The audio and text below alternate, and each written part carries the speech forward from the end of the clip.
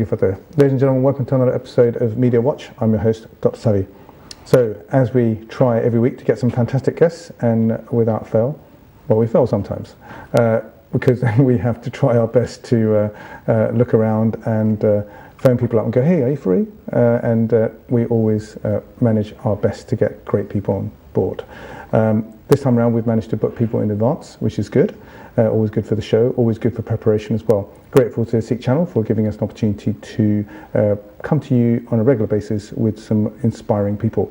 So without further ado, our inspiring guests this week are, we've got Sati, right, who we will talk about a bit later on in terms of some of the great work that you do with your private business and tutoring and some educational stuff that you do. And we've also got Am, okay? And Am is somebody who works for FocusdPR, is that right? Yeah. Okay, .com, which is up and coming PR consultancy. She'll tell us all about what PR, public relations, actually means, and some of the wonderful people that she's actually working with.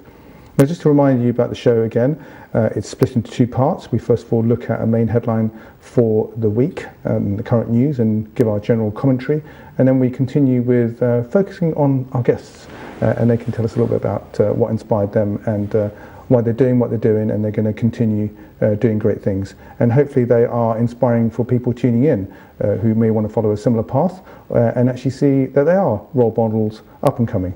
So without further ado, let's continue with the show. This week we find that there's a main headline, rather unfortunate headline, about a Hollywood producer, Harvey Weinstein, Weinstein.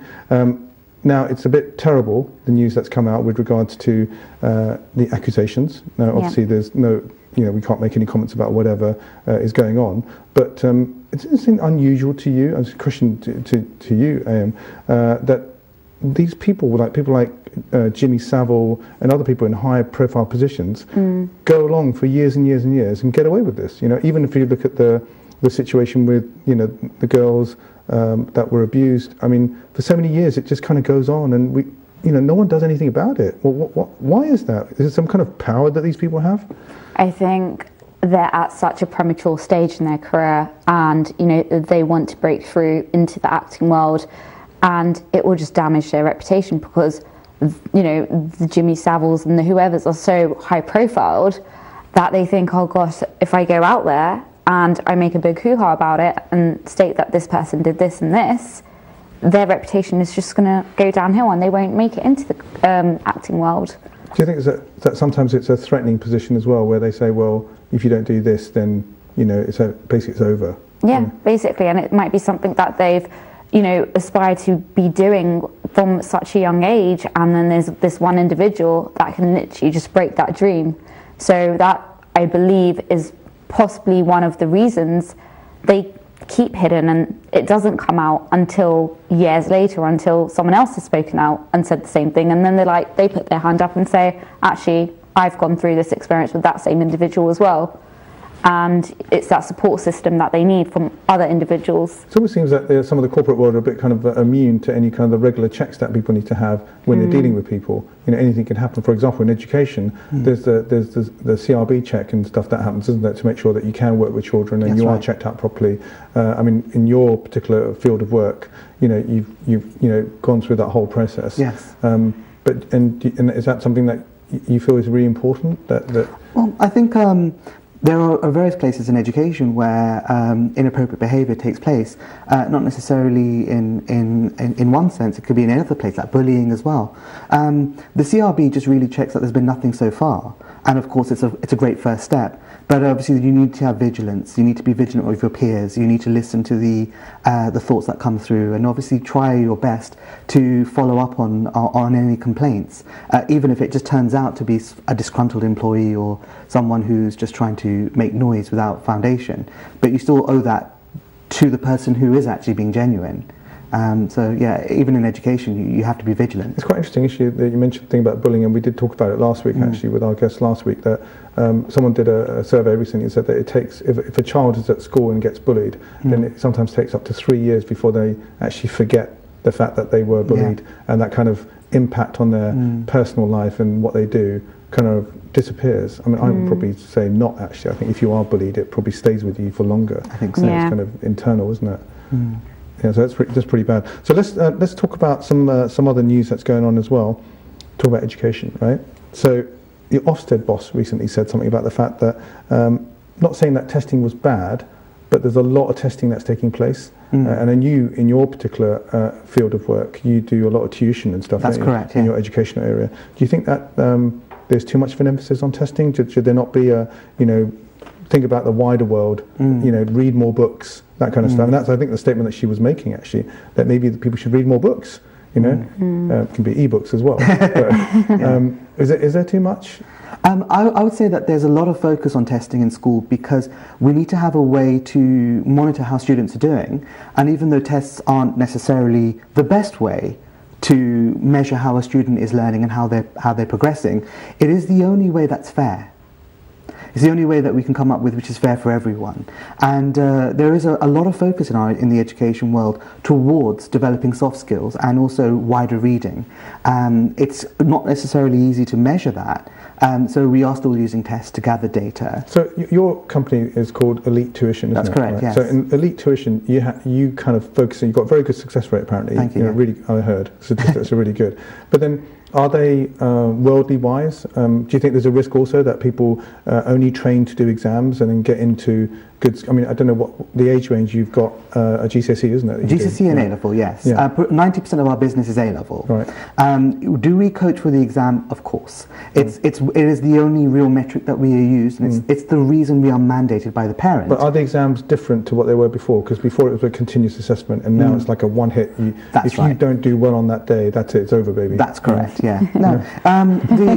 It's one of the great challenges that students now face, and having linear papers with exams at the end of the course means that you don't get to build up some marks before you sit to that final exam. So if you have a bad day, I mean, it's not on one day, so you've got multiple exams on different days, but if you have a bad period, let's say if you have a bereavement in the family, obviously it can work against you. You mentioned about whether students who are developing the skills to cope with that exam at the end, whether they're just having too much of a disproportionate focus on assessment and not necessarily developing other important skills. And in my personal experience of working with students, I think working towards any challenge develops those skills, develops resilience, develops wider reading, develops management of your anxiety. And I think those are the skills that one takes when they succeed in this challenge. So even though Elite Tuition is mandated to prepare students for that exam, a huge focus of that is how to actually identify what your weakness is and how to work on that. And it's the foundation of our teaching system which has led to our success. And I think it's interesting actually you say that, because you could argue all the skills that you mentioned, about being more focused, being more kind of worldly wide, right? One of the biggest criticisms about graduates, we move on to graduates, when they leave and they're trying to get a job, right, or they're trying to make their way in career, is that the companies actually say they haven't got enough commercial experience. And the problem is that how can I get a job, right? Yeah. How can I get experience unless I get a job, right? It's kind of like, it kind of hits against it, doesn't it? Yeah. So is there something that really they can do better in terms of becoming more, I mean, this is probably the point that she's making actually, to become more worldly wise, right? Read more books, understand about politics, know about your environment around you. And sometimes, when I was studying, I was thinking, if I mention something that's in the news and I make it relevant to the answer, the examiner might think, oh, he's a smart person, or actually, that's not the answer to the question. Yes. But it does make you a bit more understanding, doesn't it, in terms of this person really can relate to the real world, I think with regards to graduates today and what you mentioned about seeing the bigger picture, I think one of the challenges that students have had going through school is that it's very didactic. So the teacher will say, this is right, and it's right because I said so, not because the idea merits value and it actually produces results. And when graduates actually then look for jobs, they're still expecting there to be a definitive right way. And if you've got a degree in something very specific and you realize that you're applying for something unrelated, you might find that actually a great way to get commercial experience is to do that wider reading. Maybe get yourself some unpaid internship. Maybe try and see where you can add value with your existing skill set. I was always told that maybe get hold of the industry. So if you want to go into PR or you want to go into related areas, get the latest PR magazine and start reading about it. Get to be familiar Understand about your that industry. subject area. That's what it's all about. Exactly right. Yeah. So I mean, you deal with people that have worked for a while, who maybe want to do their own business, and do you find, what kind of skills do you think that they do they need skill development? Are they overconfident, or is there things that you coach them with to help them come up to speed on certain areas they need to do, make better communications or whatever? I think it's about kind of being open-minded, looking at various different ideas, and it's about strategy as well. It's about building strategy, about building your business, how you're going to do it. Because a lot of small startup businesses I've worked with, we've done a website now, and what do we do next? How do we sell our products? Okay. And that's where PR comes in. What about the person really themselves? Important. So, for example, do they, when you come across somebody who's got brilliant ideas, great innovator, say for example, Sati, for example, got a great website, got great reputation, whatever. He's a good communicator. But if one of the skills was, and he's focusing on his communication, could you take that arm and say, we'll do the comms for you? Yeah. Right? So, one of the biggest things is social media now. And it's about, for example, if Sati wanted to get out there with his business and the education. We haven't got time to do social media, so you could do it for him, couldn't you? Yeah, exactly. And people don't have time, or they don't know. And, what we'll kind of do is get into those education magazines and find platforms for him, speaker opportunities, to make people more aware of what he does, his results. And, that's his expertise area. And we want to help individuals and entrepreneurs like that. There's a lot of entrepreneurs, female and male, that we want to kind of leverage out there. And normally they're the ones that are hidden in the corporate world, but they're not profiled themselves. And they're the game changers. It's interesting you mentioned the word hidden, right? And Jon Snow, a few years ago, he's a presenter of news on Channel 4, and he did a lecture, I think you can get it on YouTube, talking about who's controlling the editorial. Do you think, at the end of the day, not necessarily from an editorial perspective, do you think it's a level playing field? Do you think everyone gets an opportunity if we're all have the same chances to succeed if we did the right things? Or do you think there's some kind of institutionalized element that prevents certain people from becoming rising stars? If that person was an expert in their field, I don't see why they wouldn't be able to get out there in the first place. That's a good optimistic outlook. Yeah. It's good, yeah. For example, I work with Suki Wahiwala, and we've been working together for the last 6 months, and he believes in my ethos. He works with a lot of businesses, and it's actually now profiling him as an individual and as a game changer in this field.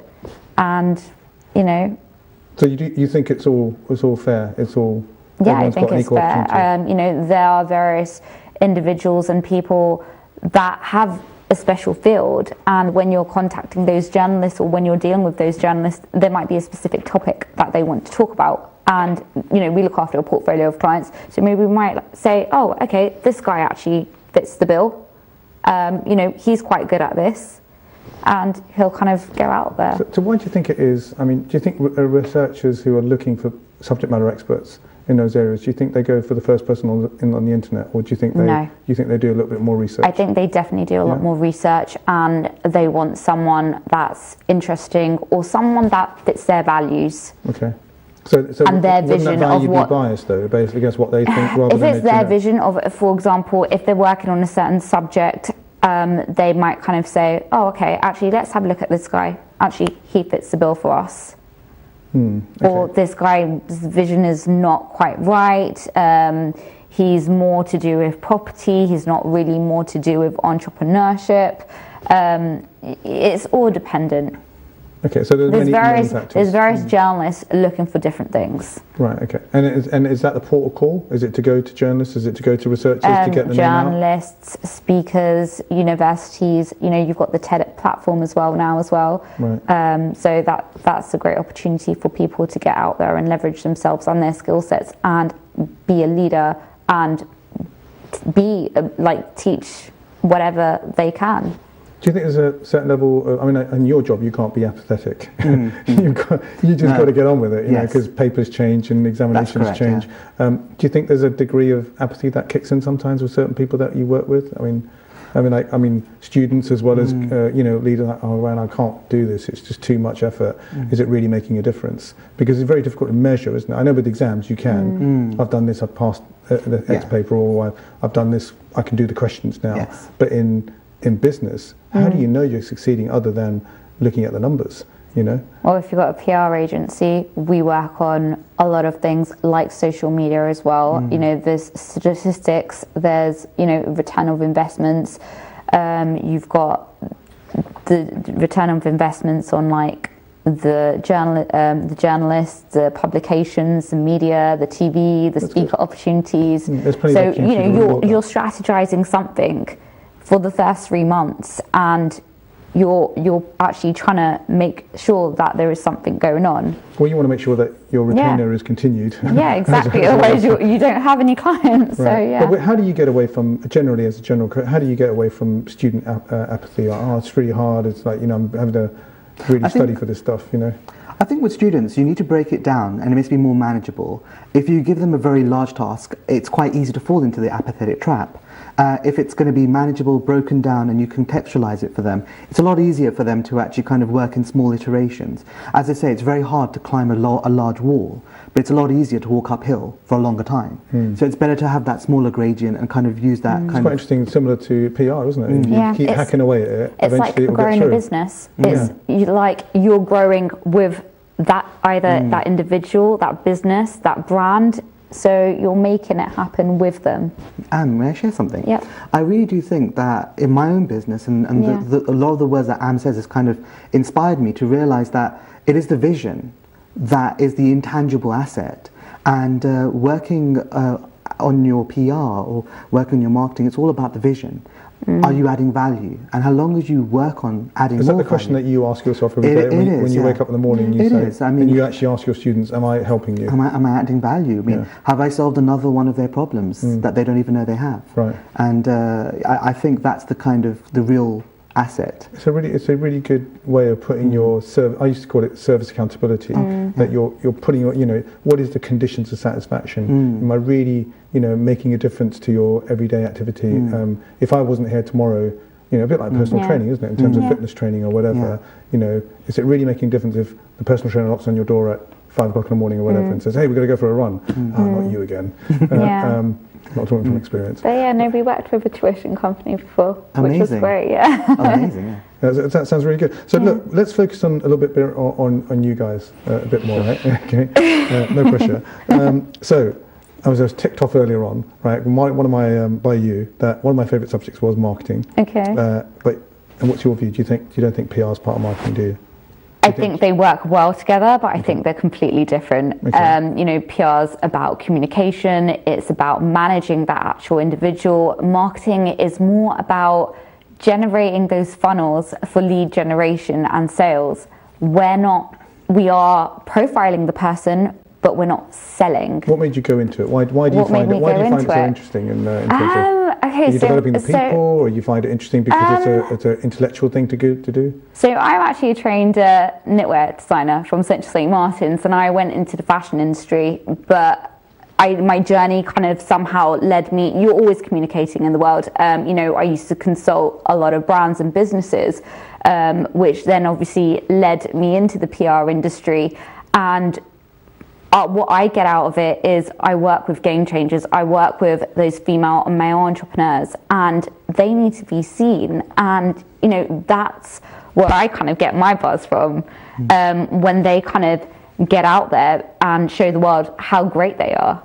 And that's where I get my kick, I guess. Are these entrepreneurs people that are serial entrepreneurs, or ones that are just starting out and they've kind of got this brilliant idea but they just can't get it out the door? They do say, you know, when you do these apps, there's loads of education apps now as well, aren't there? It's really good, not easy to develop, but you can relatively quickly get an app together. But there's probably like, I don't know, there's 500,000 Apple apps and you know, probably about 700,000 Android apps, right? It's all very well getting the app out, but you've got to get you've got to spend money to get people to know that app exists and for it to be a brilliant app, you know. So I guess part of the issue is that you've got to spend some money, haven't you? Or if you want to invest in yourself to get yourself out there and find opportunities, like, I don't know, you might want to go and become a speaker at a university, and that's the kind of thing we'll go and target. You know, there might be people that want to target 1 million people in the space of 5 years, and make that change happen and educate them.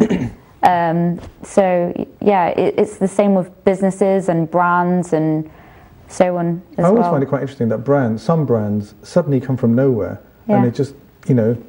You'll be surprised, you know, that But are they doing some other work, and then eventually they shoot up? I mean, there's fashion brands that have literally just started on social media. Yeah. It's absolutely ridiculous, and you know, the £1 million businesses just from girls or guys posting images of clothes, and that's how they built up. And then obviously as the evolution of that continues, then it gets to tagging and it gets to sales and all kinds of other stuff as well. Exactly. So tell us about yourself, Sasuke. I mean, you did education for a while, I said. And then you went and thought, I would do my own thing now. Yeah, so I used to work in a school, and I was teaching students, and I did a stint where I was looking into how exam questions were constructed, how they vary the complexity to test the students, and whether or not it was appropriate for students, whether it was appropriate for a student of that age. And when I looked at the A-level content, I realised the way this is being taught in school, there's so many additional things that I really wish was addressed. So I went back to the school I was working at the time, and I said, hey guys, let's add this to our teaching and let's give our students this insight. And it wasn't that they disagreed with me. They said, that's a lovely idea, but I'm not sure if we can have the time for that. We've got quite strict guidelines on what we should have in our teaching. So do you think it was because they had a traditional way of teaching and they weren't open to new ideas? Within schools there's a lot of inertia. So I mean, the school I worked in had one of the most incredible head teachers, and the head of maths was fantastic, but it wasn't just that. There's a lot of checks and balances you need to have when you get your Ofsted review, and your scheme of work, the program of teaching, has to meet certain guidelines as well. Do you think some people, because I know people in education, do you think some people just do it because they're trying to tick the boxes? Yeah, I mean, you need to make sure those boxes are ticked, and that's why it's quite difficult to find room for that. So what kind of led me to run my own thing was I felt, I wonder if it's possible to help every student get an A. I mean, is it actually possible? And I will tell you that it took me a while before I found that recipe. And it didn't just have to do with teaching. It had to do with managing the student. It had to do with helping them learn how to deal with exam questions and how to deal with something that's unfamiliar. Do you do a chat to them to inspire them and give them a bit of, I mean, what we call in business rah-rah? Do you do rah-rah with them? We do. I mean, we've actually worked on that quite a lot, and all the tutors that I work with have their own way of delivering it. Oh no, it's not him doing his rah-rah. Yeah, of course. But it's interesting because in the world of education there are many misconceptions, and one of the big ones is if I do a question and I'm stuck, that's the block in the maze. I have to stop. I've got to start again. In actual fact, being stuck is not actually the end. It's the full extension of the slingshot. You're just a second away from something amazing. Right. And it's that aha moment when you've actually discovered how to solve a problem, isn't it? That's right. So we recognise that students can only really develop if they're learning and making mistakes. We provide them a platform for them to do so with structured feedback on how to transition, along with our excellent teaching. And the two combined lead someone to have the knowledge, but also the skills to apply it, especially in an unfamiliar setting. And if someone were to say to me, what's your recipe of your 100% A and A star? It's that. How we do that, of course, is very technical. You know how a car works is very complicated, but we all know what the tyres are for and what and you the can engine's turn the for. steering wheel. You don't have to know how the engine works. That's really interesting. Do you think? I mean, I was mentioned it earlier on in terms of like some of the people that you've dealt with and you've worked with. If they needed that extra, you kind of said, well, before you go on stage, you could do this, and here's a little bit of a fine tune to make sure that your performance will be amazing. They'll be amazing anyway. But, there's a lot of work that actually goes behind it. There's the biographies. There is key messaging. Because I think you said that you do profiling as well, so they may have a load of skills, but you'll sit down and go, and you'll write that up, and you'll be able to shorten maybe 10 pages of what they can do down to very focused stuff. You know, it's it's hard because some have so many skills and transferable skills that you've just got to break down. And of course, if they're gonna go on TV or if they're gonna go on radio, there's a lot of work to be done. There's key messages which they've got to be consistent about, which is about them, their business, their brand. There's the Q&As you've got to be prepared about. There's so much work, isn't there? And then if you kind of get the backlash, there's a lot of crisis media that the publicist has to deal with, i.e. me. And I work with a lot of people that are transparent and that are honest, and that's what we're about as well. And I didn't realise there's obviously all the other management as well, the kind of recipient of that stuff, how you respond to that as well. Yeah. Well, you know what, I'm afraid that we're actually out of time. It's been a pleasure, absolute pleasure meeting both of you. Thank you so much. Inspiring stories, so good to meet you. Yeah. We wish you all the best in all you do, and you can come back and tell us more about all the great things you're doing. I hope the people that are tuned in today have been inspired by as well as Sati as well. You can find out more about their websites. I think it's Elite. It's elitetuition.com. And yourself is FocusdPR.com. Perfect stuff. Okay, so go and have a look at those websites, learn more about it, be inspired, do great things. We look forward to seeing you next time. Waheguru Ji Ka Khalsa, Waheguru Ji Ki Fateh.